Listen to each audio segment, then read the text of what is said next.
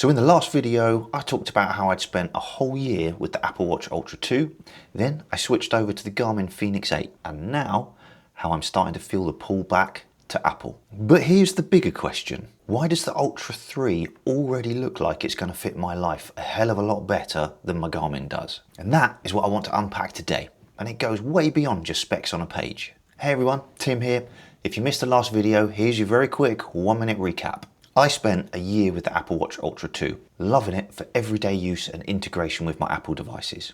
But in November 2024, I switched to the Garmin Fenix 8 for its amazing battery life and also the fitness features that it was offering. But now with the Ultra 3 on the horizon, I'm starting to feel like Apple might have just pulled off the perfect balance between lifestyle requirements and fitness and performance. And I'm going to explain why I think that's the case. But before I do that, this Garmin, the Fenix 8, this really is, it is a remarkable watch.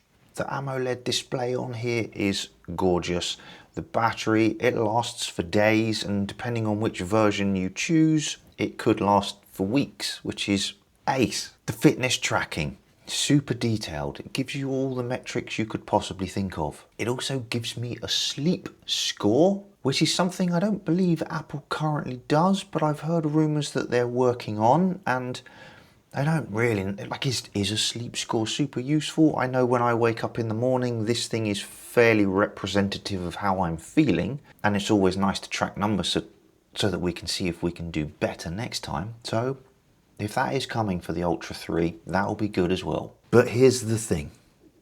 This feels disconnected from the rest of my life. I can't reply to all the notifications I get seamlessly with this. And when I want to interact with my MacBook Pro, or even my Apple TV, this thing, it can't help me do that. Garmin Connect, it's a great app, but it's completely siloed. Most of everything I track remains fully within the Garmin Connect app. Very little data ports across to the Apple Health app. And that's actually where I want to see all that metric information. Most of everything I track at the moment, it stays within Garmin's ecosystem. And that's fine if all I cared about was fitness. But for me, these watches, they need to be more than just a training tool. It has to fit into everyday life as well. Now, while we're here with this, have you ever had a device that works perfectly well for one thing, but felt disconnected from everything else? Drop a comment below. I'd love to hear if anyone else has felt that. Now, this is somewhere that Apple has always excelled. That Ultra 2, it's seamlessly integrated into my everyday life. I could unlock my Mac Mini with it, my MacBook Pro, without touching a keyboard. I could use Apple Pay in stores or online instantly from my wrist. It was just super convenient. I could reply to messages, take calls. I could even control my Apple TV if I was feeling that lazy, all without interrupting what I was doing. And Siri's getting very, very good at the moment. I use her a lot for lots of little tasks in my normal day. From simple things like taking notes, creating reminders, and adding items to shopping lists. Now, I know I can do that from my phone, but when I had my Ultra 2, even I didn't have my phone, because funnily enough, I don't tend to carry my phone every single second of the day, I could just talk to Siri through my watch. She would do the work for me. It's the little things in daily life that matter. I was buying back my time. I didn't need to run off and write something down on the shopping list when I was in the middle of rummaging through a cupboard. I could just tell Siri, she'd take care of it for me. Receiving notifications mid-workout, while not ideal when you run your own business, sometimes you need to be contactable.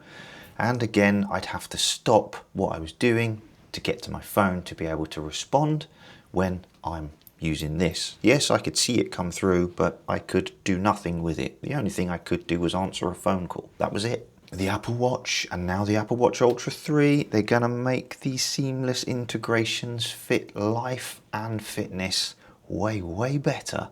And that's a big part of why I'm drawn back.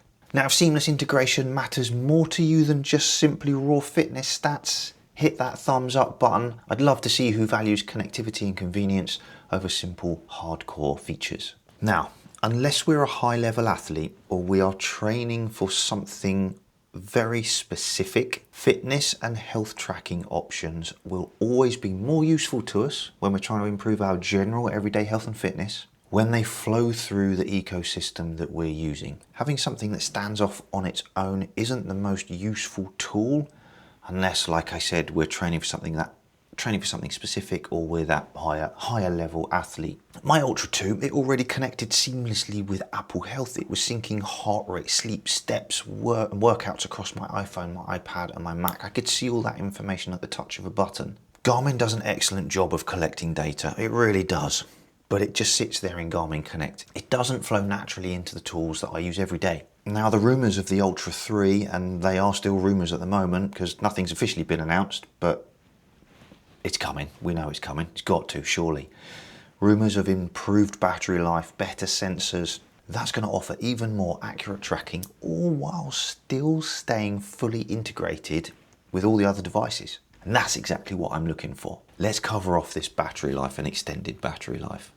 I know there will be those of you out there who'll say things like, "Oh, Apple's just an expensive ornament or a useless paperweight, and oh, what's the point of spending all that sort of money if you're just going to put it on the charger while you're in the shower?" Well, if it's not for you, that's cool. Do you know what the best thing about 2025 is at the moment?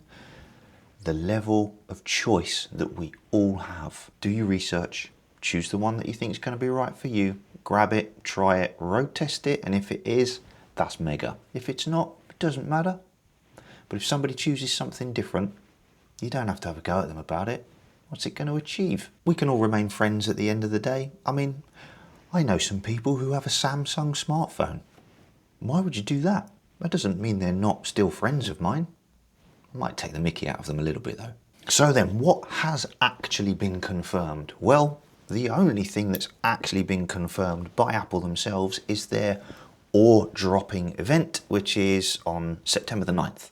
And I am very much looking forward to this. There are some things on there, not just the Ultra 3 watch, that have got me a little bit, my interest piqued a little bit. But that watch, even before I get my hands on it, with the rumoured changes, improvements and that kind of stuff coming up, this has got me excited because based off of previous experience and hopeful upcoming changes or improvements, it's clear that this watch is designed to fit into my daily life that's already heavily Apple based. And the rumours suggesting improved battery life, a more powerful chip, better sensors, all features that I was hoping for when they released the black version of the Ultra 2, which, let's be fair, was a bit disappointing. But like I said, it really isn't just about specs. It's about how well everything fits into a daily lifestyle. And for me, that is huge. So to recap then, the Ultra 3, it feels like it's addressing both sides of the equation. It keeps the fitness and battery improvements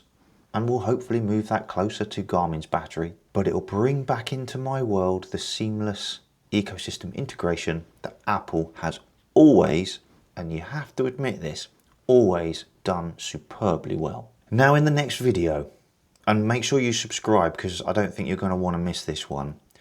One of two things is either going to happen. I'm going to be sitting here talking to you, explaining to you why I'm very disappointed that there was no new Apple Watch Ultra 3 announced. Or I'm going to be sitting here explaining to you why I'm very excited because I'm about to place a pre-order, that's a lot of P's, why I'm about to place a pre-order for the new improved Apple Watch Ultra 3. And I will give you my full decision on switching back and why I think the Ultra 3 is going to be legit the best smart watch that is able to track sports activity and fitness on the market for someone like you and me to own. You're not going to want to miss that. Hit that subscribe button. Are you planning on making the switch? Do you currently own an Apple Watch and you're thinking about upgrading, or are you outside the Apple Watch side of things and you're kind of interested, sitting on the fence wondering, maybe that's for me as well? If so, drop a comment below. I'll see you in there, and that feels like enough chat from me. So watch this video next, and then when you've done that, I'll see you back here very soon for video number 3 on leaving Garmin, going back to Apple. As ever, thanks for watching. see you in the next one.